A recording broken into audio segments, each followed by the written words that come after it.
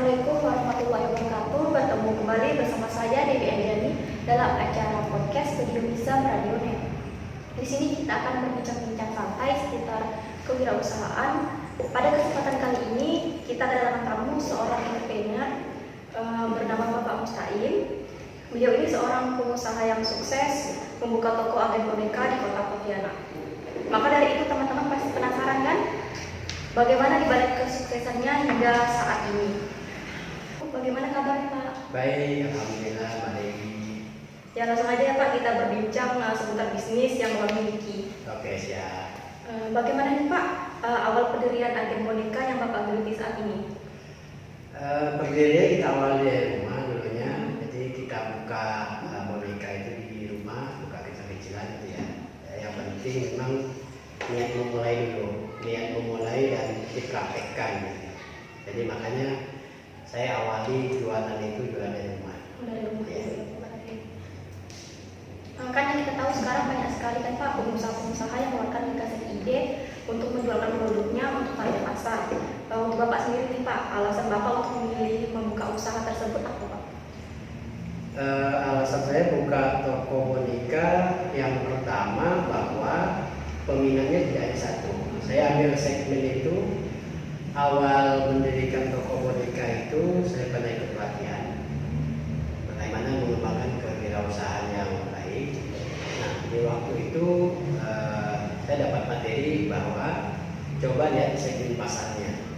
Kalau bisa lebih dari tiga sasaran pasar gitu. Nah boneka saya itu lebih dari 3. Jadi sasaran boneka itu segmen pasarnya bisa anak-anak, bisa anak-anak, bantal-bantal ya kan, bantal-bantal bahkan bisa orang dewasa. Ya. Lalu bisa untuk remaja juga. Jadi segmen pasarnya untuk anak-anak, untuk remaja, untuk bayi juga bisa. Ya, karena boneka itu banyak disenangi oleh anak-anak, remaja, bahkan hadiah-hadiah ya. Bahkan tidak hanya orang dewasa, nenek-nenek kakek-kakek juga Segala umur Pak ya? Iya, segala umur. Makanya saya ambil usaha boneka. Selain itu juga untuk di Kota Pontianak masih belum banyak orang yang buka toko boneka dengan skala yang agak besar gitu ya.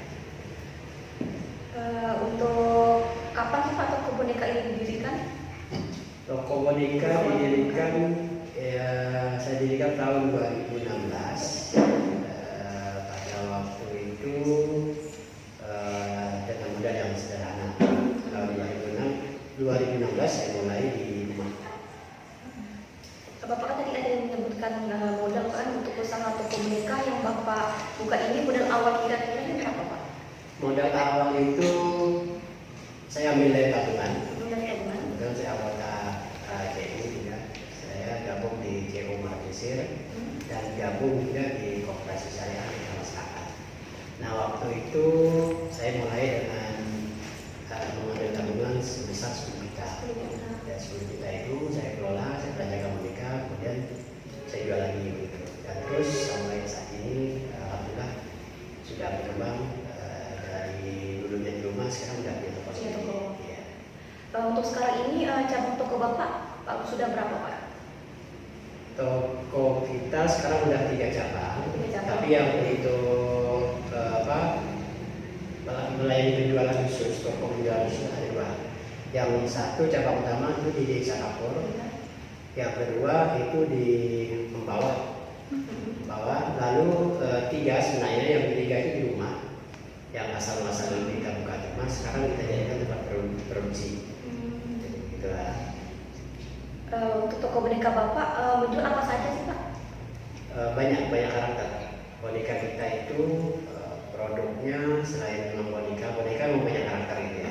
Karakter boneka itu sendiri mulai dari jenis bantal-bantal yang karakter boneka, mulai dari buku dan anak bayi sampai yang dewasa. Kemudian karakter boneka pada umumnya banyak karakter, misalnya Doraemon, Minimus, dan masih banyak yang lain. Berarti sesuai karakter yang digemari anak-anak juga Pak? Sesuai karakter ya. seiring dengan perkembangan, lalu kita ciptakan produk-produk yang lain juga. Produk yang lain itu sekarang kita melayani pemesanan buket, mulai dari buket bunga, buket uang, buket seni, dan banyak hal.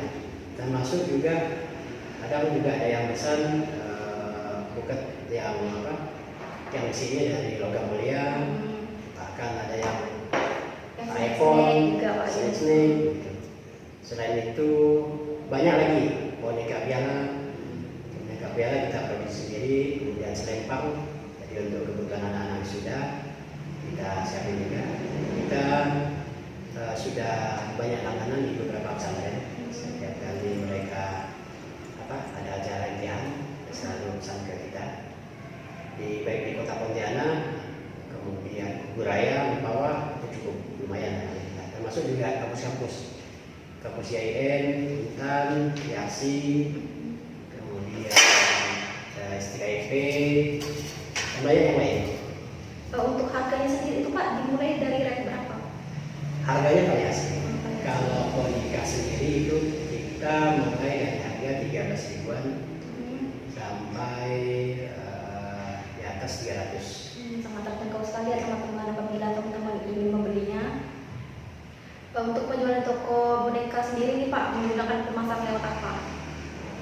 Kalau pemasaran kita selain memang offline, kita jual di toko, kita punya Instagram juga.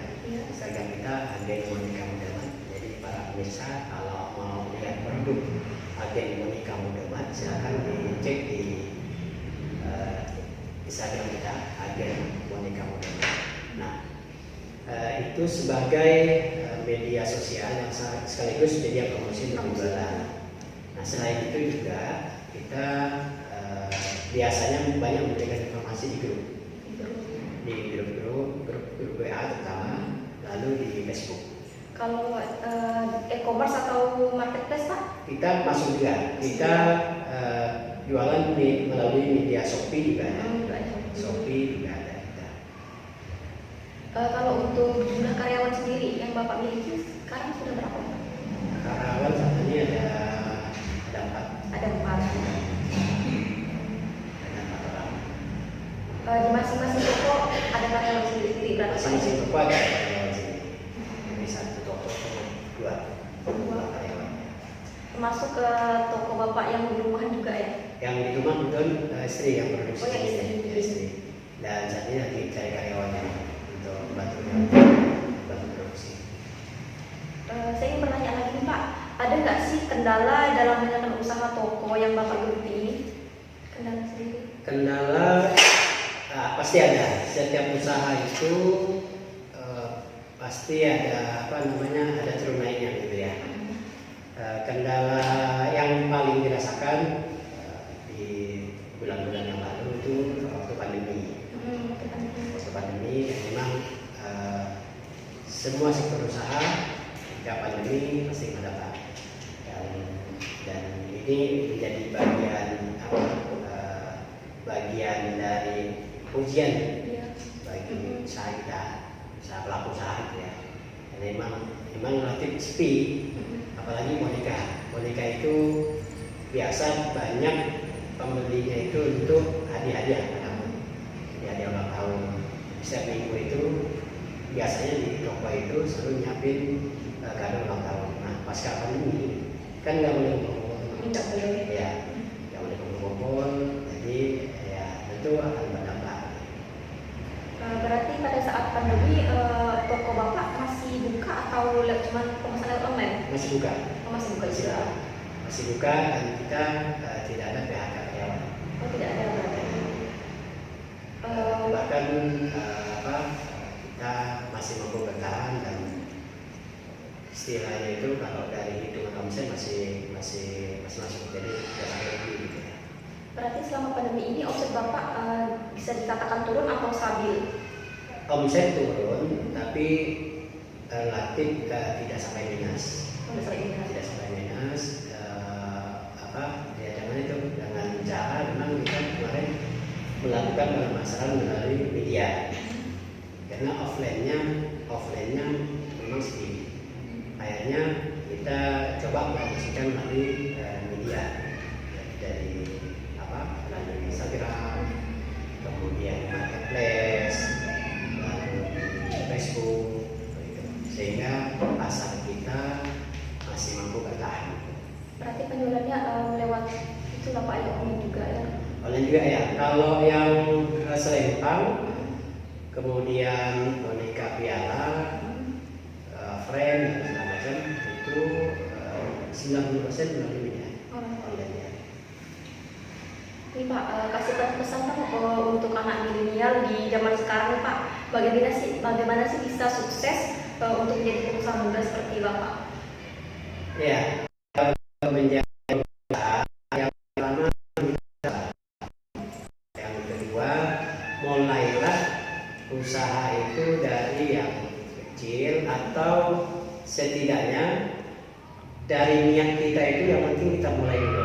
Jangan menunggu, kan kadang begini, kadang ada orang mau usaha masih nunggu modal, ya menunggu modal ya.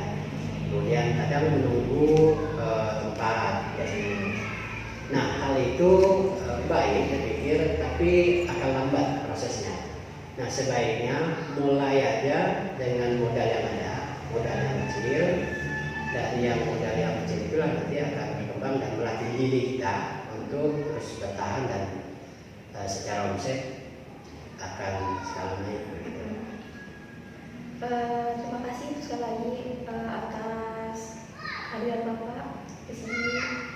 Ya tidak terasa sudah di penghujung acara, kita menampilkan salah satu pengusaha di bidang toko agen boneka ini. Terima kasih sekali lagi untuk Pak Mustai telah bersedia meluangkan waktunya untuk sekedar berbincang bersama kita di podcast di Studio Misem Radio Net. Sebelumnya untuk mengakhiri ini jangan lupa teman-teman untuk like, di komen dan di share sebanyak-banyaknya untuk kita memproduksi lebih banyak lagi konten-konten menarik yang edukasi dan bermanfaat. Sekali lagi assalamualaikum warahmatullahi wabarakatuh. Sampai jumpa kembali. Salam.